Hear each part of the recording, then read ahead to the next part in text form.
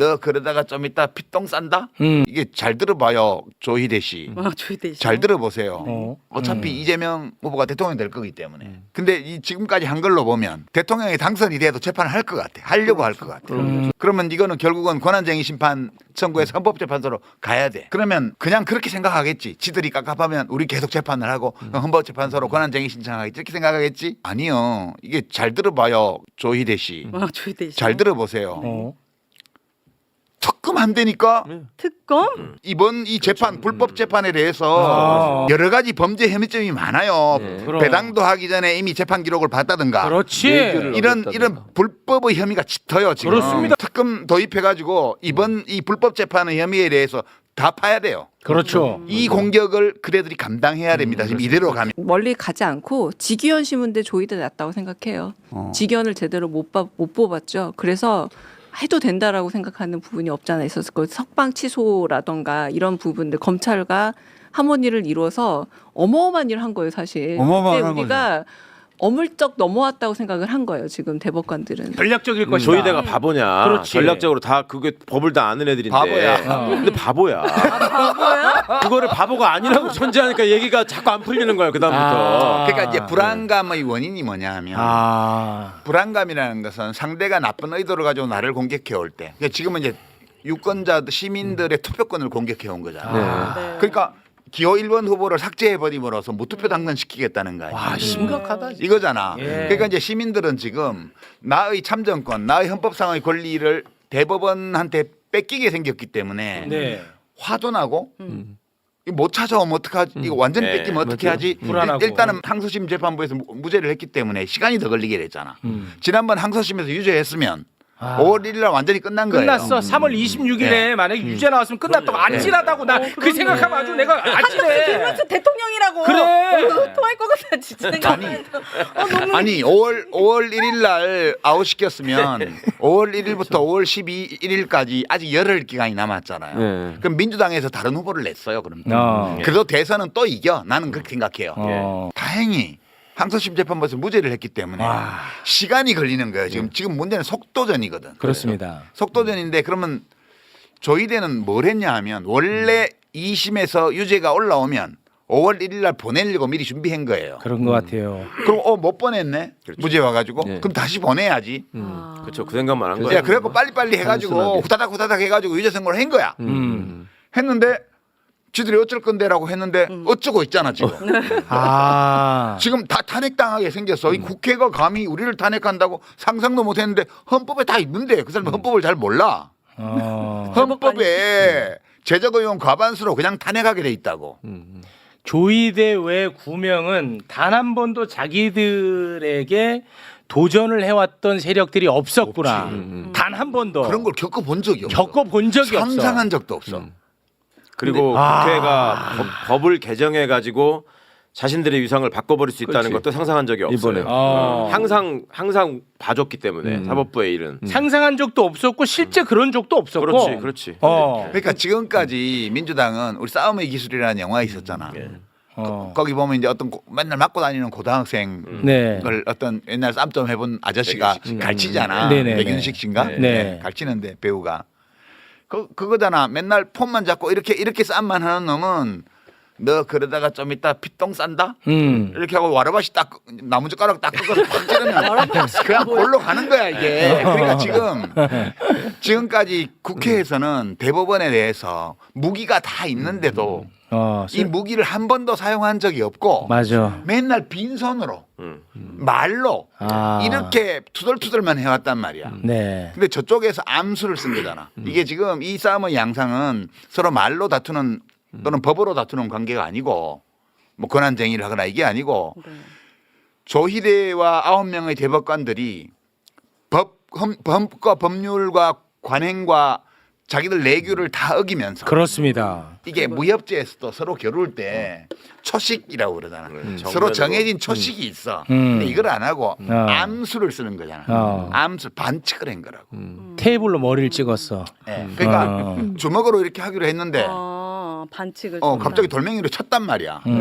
그러니까 나무젓가락 꺾어서 찌르는 게 정당한 거야 이제는. 그렇습니다. 그러니까 국회 쪽에서 자기들이 가지고 있는 무기를 다 꺼내는 거야. 유시민 작가님 말씀에 좀 보태자면 조희대의 생각은 아까 말씀처럼 원래 항소심에서 유죄가 될 거라고 확신을 하고 있었던 것 같아요. 네. 그래서 그거 오면은 빨리 내가 정리해야지라고 하고 있다가 이게 안 되니까 이제 할 수 없이 내가 나서서 내 손에 피를 묻혀야겠네. 여기까지는 생각한 것 같고 그리고 본인 생각할 때 내가 대법원장인데 그리고 전원합의체에서 이렇게 저렇게 말 들어보니까 압도적으로 이제 이게 될 것 같은데 그러면 내가 생중계로 국민들한테 이재명은 이러이러하게 거짓말을 한 나쁜 사람입니다라고 얘기를 하면 끝나는 대로 판이 확 뒤집힐 거라 생각이 들어요. 선거에 왜냐면- 영향을 끼칠 것이다. 그렇지. 왜냐하면 내가 대법원장이니까. 아. 자기가 그 안에서 한마디 하면 사람들이 이렇게 막 신용을 하거든. 음. 그러니까 원래 윤석열이가 저 용산에 가서도 막무가내로 달린 게 지가 검찰총장 때 했던 짓을 그대로 하고 있는데 그게 안 먹히는 거라고 했잖아요. 아, 그렇죠. 똑같아. 생각하는 수준이나 사고방식이나 이 틀이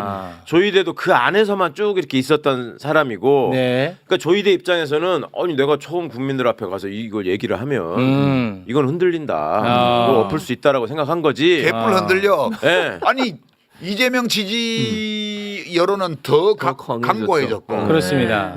그다음에 여야 간에 지금 정당 간의 우열은 하나도 변화가 없어요. 네. 약간 일부 여론조사에서 변화가 있어 보이는 정당 지지율이 붙었다 이런 것들은 그 최종 경선에 여론조사 반을 썼기 때문에 그게 가동되어서 그냥 수치상 붙은 거예요.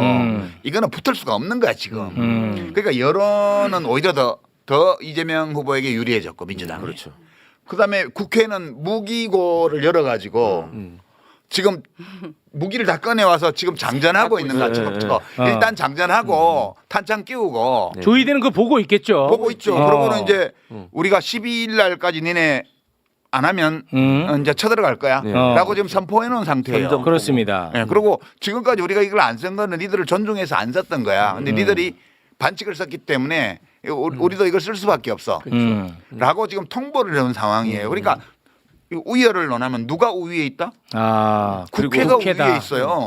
그런 어떤 무게의 면에서나 여론 지형의 면에서도 그런데 그 여론 지형은 조이대가 지금 생각하지 않았던 거예요. 조이대는 그러니까 이런 상상도 싸움을 못했겠지. 해본 적이 없기 때문에 그럴 것 같네. 여론이 이렇게 될 거라고 생각 안 했어요. 아, 들어보니 그러네. 또 하나 이 싸움에 이 사람들이 질 수밖에 없는 게 어쨌거나 소수거든요 지금 사법부가. 네. 그리고 갖고 있는 무기라고 하는 게 시간이 한정이 돼 있고 되게 촉박한 상황에서 되게 무리를 많이 써야 돼요. 그 지금. 형사소송법 무리수를 써야 때문에 되는데. 마음대로 싸울 수도 없어 자기들은. 예, 예. 근데 무리수를 써야 되는데 얘들은 애초에 그 법안에서 움직이는 거라는 전제가 또 국민들 머릿속에 있어. 그러니까 그걸 벗어나서 싸우면 일단 국민 지지는 절대 못 받아요. 그러면 내부 결속이라도 확실하게 해가지고 똘똘 뭉쳐서 네. 나 우리 조이대 건드리면 우리도 하는 거 다 해가지고 내가 다 죽일 거야. 예를 들면 이렇게 해야 돼요. 네. 뭘로 죽일 건데. 네. 그러니까 그나마 그렇게 해야 되는데 사법부라는 이 구성의 특징이 전에부터 유시민 선배님 그랬잖아요. 사법부라는 거 관념 속에만 있는 거고 개개 판사들이 그냥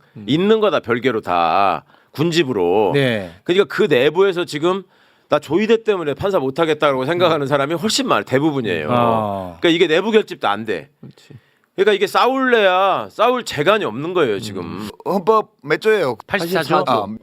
형사소출을 받지 예, 않는 형사소출을 받지 않는다는 이 불소출 특권. 이거 해석이 아직 해석을 대법원이 원래 내놔야 돼요. 이게 이 상황이 벌어지면 우리는 재판을 할 거다 안 할 거다. 근데 안 내놓고 엉뚱하게 이재명 재판을 파기환송하는 걸 했잖아. 네. 원래는 이건 중단하는 거다 이랬으면 이걸 서두를 이유가 한 개도 없어요. 어차피 이재명 후보가 대통령이 될 거기 때문에. 근데 이 지금까지 한 걸로 보면 대통령이 당선이 돼도 재판을 할 것 같아. 하려고 할 것 같아. 그러면 이거는 결국은 권한쟁의 심판 청구해서 헌법재판소로 가야 돼. 그러면 그냥 그렇게 생각하겠지. 지들이 깝깝하면 우리 계속 재판을 하고 헌법재판소로 권한쟁의 신청하겠지. 이렇게 생각하겠지? 아니요. 이게 잘 들어봐요. 그 조희대 씨. 조이대 씨. 잘 들어보세요. 특검 안 되니까 특검? 이번 이 재판 불법 재판에 대해서 여러 가지 범죄 혐의점이 많아요. 그럼. 배당도 하기 전에 이미 재판 기록을 봤다든가. 그렇지. 이런 불법의 혐의가 짙어요 지금. 그렇습니다. 그리고 네. 서부에 회부하기도 전에 이미 전압기일을 지정했다든가 이런 의혹들이 그렇지. 다 있습니다. 맞습니다. 특검 도입해가지고 이번 이 불법 재판의 혐의에 대해서 다 파야 돼요. 그렇죠. 이 공격을 그대들이 감당해야 됩니다. 지금 이대로 가면. 그렇습니다. 네, 그 네. 점은 저는 얘기해주고 싶어요. 요 쇼츠로 잘 만들어봐요. 이재건 부장판사도 계속 이렇게 가시면 그렇지. 대법관 가는 앞길이 완전 꽉 막혀요. 꽉 막혀. 이러시면 안 됩니다.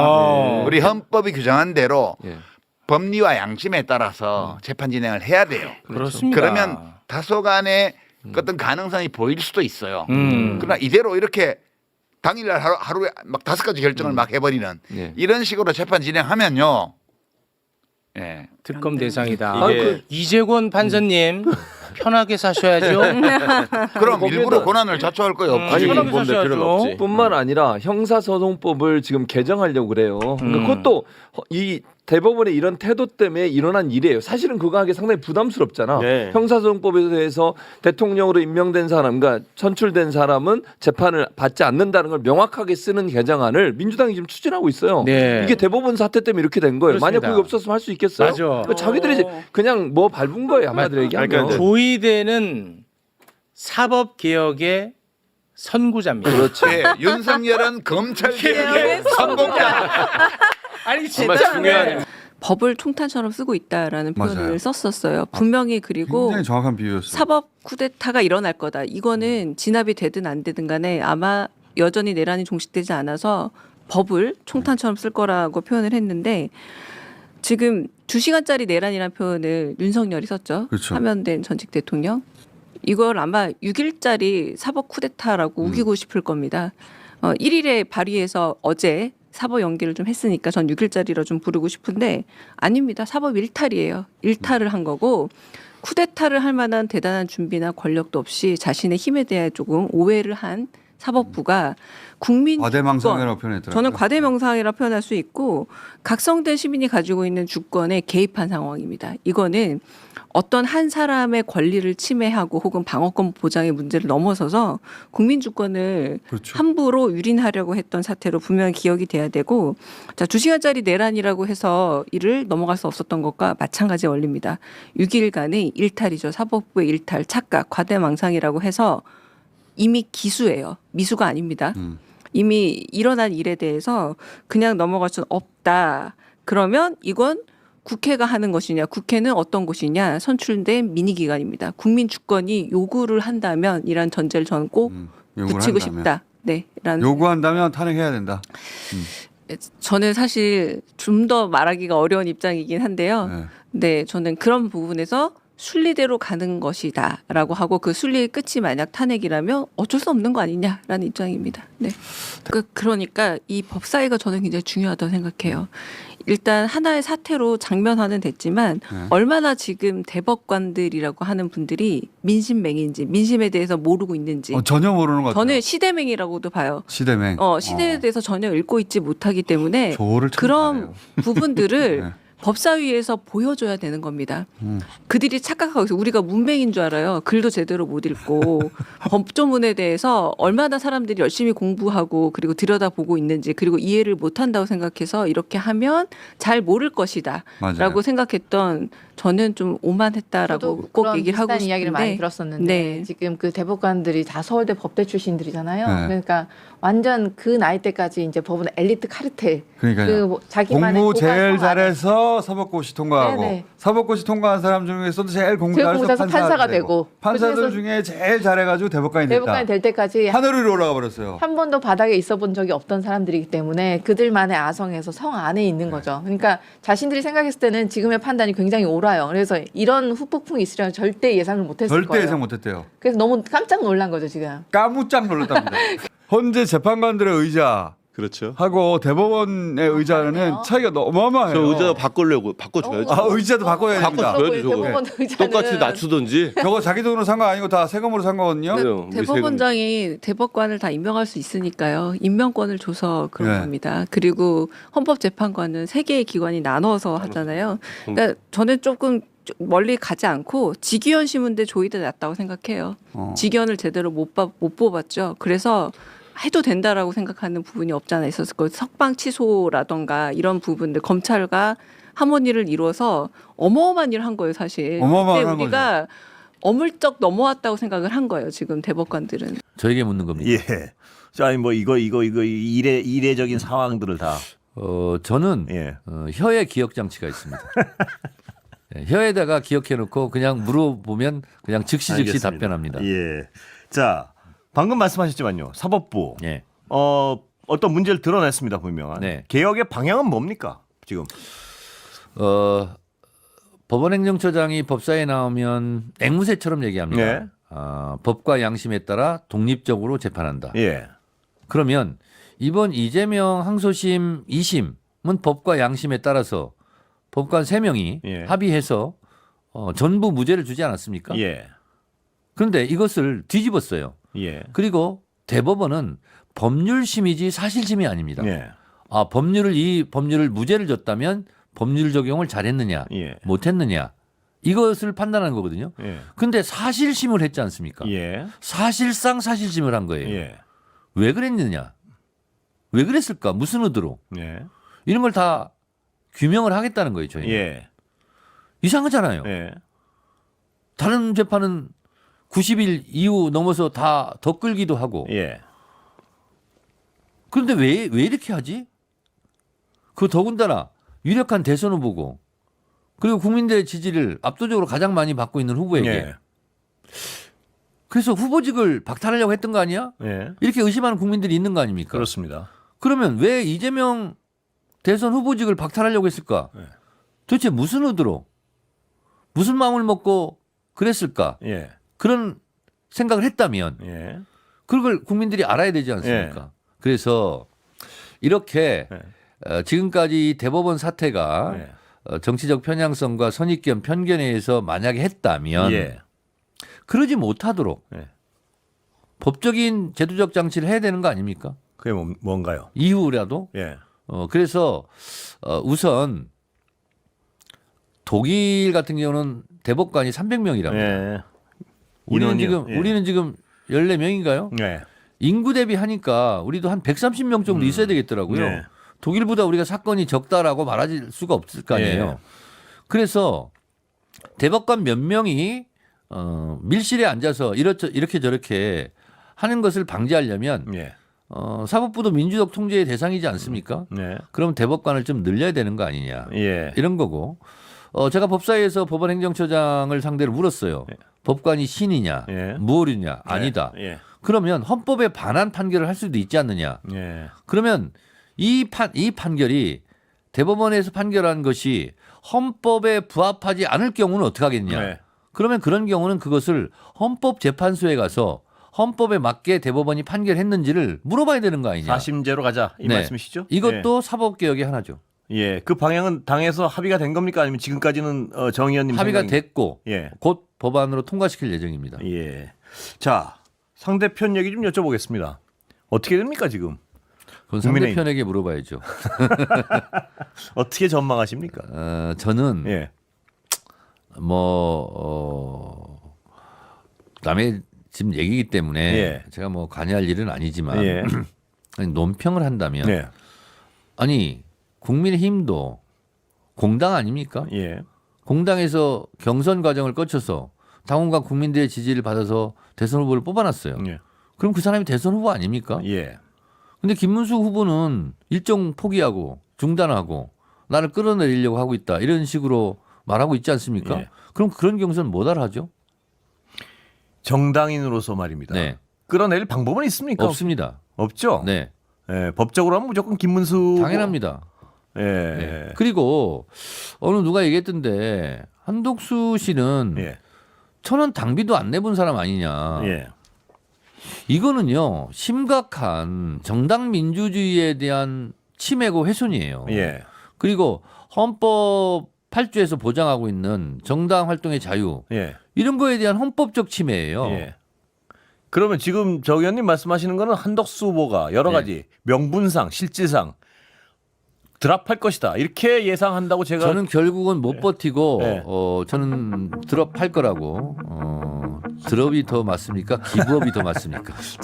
지금 법원행정처장은 법과 양심에 따라 독립적으로 재판을 하는 판사들에게 어떠한 말도 하면 안 된다 이런 입장이죠? 개입하면 안 됩니다. 네, 그렇습니다. 그런데요. 지금 이 대법원 사태에 대해서 방금 코트넷 법원 게시판에 올라온 현직 판사의 글을 제가 한번 읽어 드릴 테니 이 부분에 대해서도 말씀해 주시기 바랍니다. 현직 판사가 방금 전에 올린 겁니다. 정녕 그 피고인 가로 열고 이재명 후보의 몇 년 전 발언이 계엄령을 선포하여 온 국민을 공포에 떨게 한 전직 대통령의 행위보다 악랄한 것이냐? 지난 선거 과정에서 상대 후보였던 윤석열은 한 터럭의 거짓도 없이 오로지 사실과 진실만을 말한 것이냐? 시민들은 일상조차 제대로 누리지 못하고 차가운 아스팔트 바닥에 앉아 내란 종식을 외쳐야 하느냐? 내란 사태를 끝내고 소소한 일상으로 돌아가고픈 국민의 바람은 짓밟혀도 되느냐?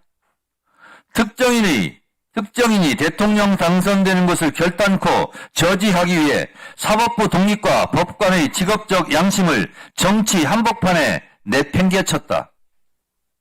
이게 지금 현직 판사가 방금 코트넷에 법원 게시판에 올린 글입니다. 그럼 이런 판사들은 법원행정처장의 지금 그 자세, 태도와 달리 지금 대법관들의 대법 파기환송을 규탄하고 있는데 이런 판사들은 이런 말 하면 안 됩니까? 저는 모든 판사님이 재판에 있어서 법과 양심에 따라 하는 것을 이제 항상 지지하고 또 강력히 보호해야 될 책무를 가지고 있습니다. 조금 전에 주신 그 말씀은 제가 돌아가서 이제 전체를 한번 보고 이 현직 판사는 조희대 대법원장의 희대 판결 이 부분을 엄중하게 꾸짖고 있고 이 글 내용은 이재명 후보직 박탈을 위해서 대법원이 사법 구태타를 일으키지 않았느냐? 윤석열의 이 비상계엄 내란보다 이재명 후보의 몇 년 전 발언이 더 엄중하고 더 중요하고 더 심각한 거냐? 라고 묻고 있고요. 대법관들이 모여서 대법원 얼마 전에 그 파기환송 이거 이대로 이렇게 해도 되냐? 대법관들이 이거 미친 거 아니냐? 이렇게 엄중하게 현직 판사가 꾸짖고 있는 거예요. 법원행정처장께서 늘상 말씀하세요. 법과 양심에 따라 독립적으로 재판한다. 그 대법관들이 조희대 대법원장이 법과 양심에 따라 독립적으로 재판했을까요? 저는 그렇게 믿습니다. 정치적 악의를 품고 대선에 개입해서 아니 이재명 후보의 후보직을 박탈해서 다른 대선 후보의 당선을 도우려고 한 짓이 아니라고 생각하는 국민이 몇 명이나 있을까요?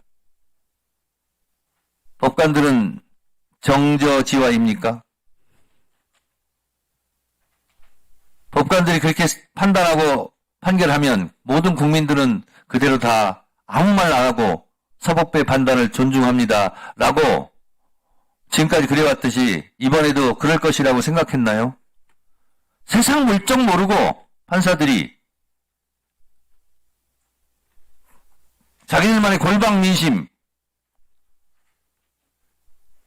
우물 안에 갇힌 그런 편견을 갖고 했는데 그런 것은 결코 성공하지 못할 겁니다.